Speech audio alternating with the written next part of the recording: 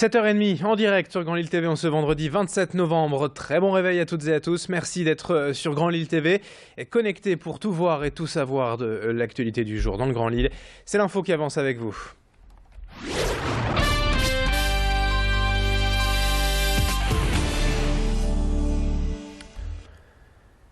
Avec tout d'abord un mot des prévisions. Météo et un temps très nuageux aujourd'hui, déjà pas mal de brouillard pour démarrer ce matin. Quelques averses même possibles par endroits selon Météo Service. La grisaille va en tout cas facilement en dominer ce vendredi et les températures resteront stables, 7 à 8 degrés pour les maximales. Météo complète bien sûr à suivre après le journal. Information en une avant de s'intéresser à l'actualité lilloise pour évoquer l'hommage national aux victimes des attentats de Paris. Il y a donc tout juste 2 semaines. Ce matin, François Hollande présidera une cérémonie solennelle depuis les Invalides à Paris, en présence des familles des victimes, des nombreux blessés. L'État appelle d'ailleurs tous les citoyens à se recueillir un moment ce matin en affichant par exemple un drapeau français ou une bougie à sa fenêtre. Chacun peut donc participer évidemment à cet hommage en se parant de bleu, blanc, rouge aujourd'hui. 2 semaines donc après ces attentats à Paris, les mesures de sécurité continuent de s'intensifier en France et dans la région, avec notamment le déploiement annoncé de portiques de sécurité dans les gares lilloises pour les trains Thalys. Une mesure qui pourrait être appliquée à Lille dès le 20 décembre, ce dont se félicitent les syndicats de cheminots lillois, à condition selon eux que les moyens humains soient à la hauteur. La CGT demande que ces portiques soient gérés par des agents SNCF et non par une société en sous-traitance. La CGT déplore également le manque d'informations pour le moment concernant cette mesure, qui pourrait aussi, selon le syndicat, être appliquée à tous les voyageurs, à tout le réseau régional et non pas seulement en les Thalys et les Eurostars. Explication avec Dominique Sens du syndicat CGT au micro d'Idil Gunaï. Ça sera des bonnes mesures si on arrive à les mettre en œuvre, partout où le risque attentat serait prévenu. On a vu ce qui s'est passé dans les Thalys et pourtant ça s'est passé. Mais pour autant, il ne faut pas qu'on crée plusieurs catégories de voyageurs et d'usagers. Et il faut donner les moyens au service public de réaliser toutes ces missions, en effectif et en budget. On ne peut pas supporter qu'il y ait plusieurs classes de voyageurs. Pour nous, un usager d'un TGV, d'un Thalys, d'un train à grande ligne ou d'un TER, ou même d'un train fret, reste un usager du service public ferroviaire. La direction de la SNCF, de son côté, ne souhaite pour l'instant pas communiquer concernant ces portiques.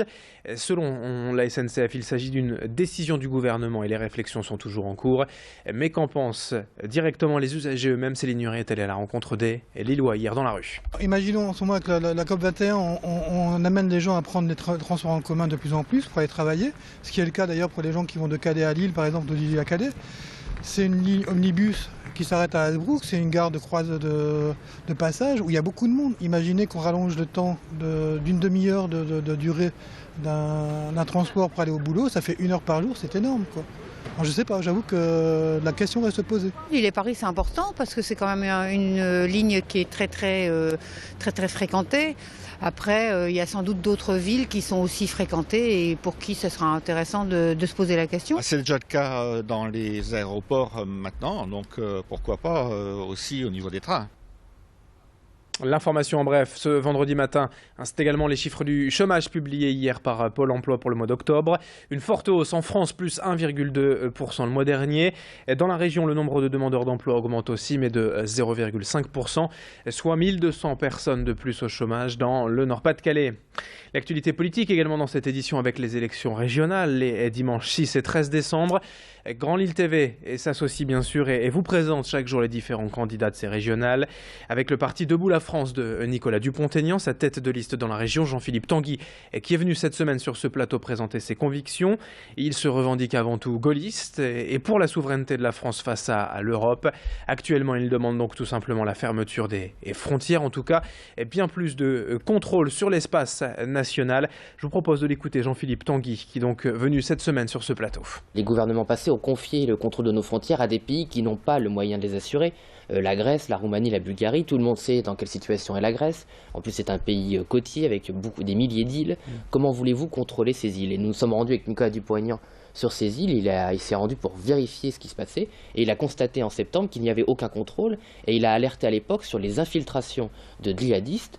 Et il est urgent de contrôler vraiment les frontières. Et je me suis rendu suite au discours du président, à 2 reprises à la frontière belge, mardi soir et mercredi matin. Une vidéo que j'ai envoyée à vos confrères et à vous-même.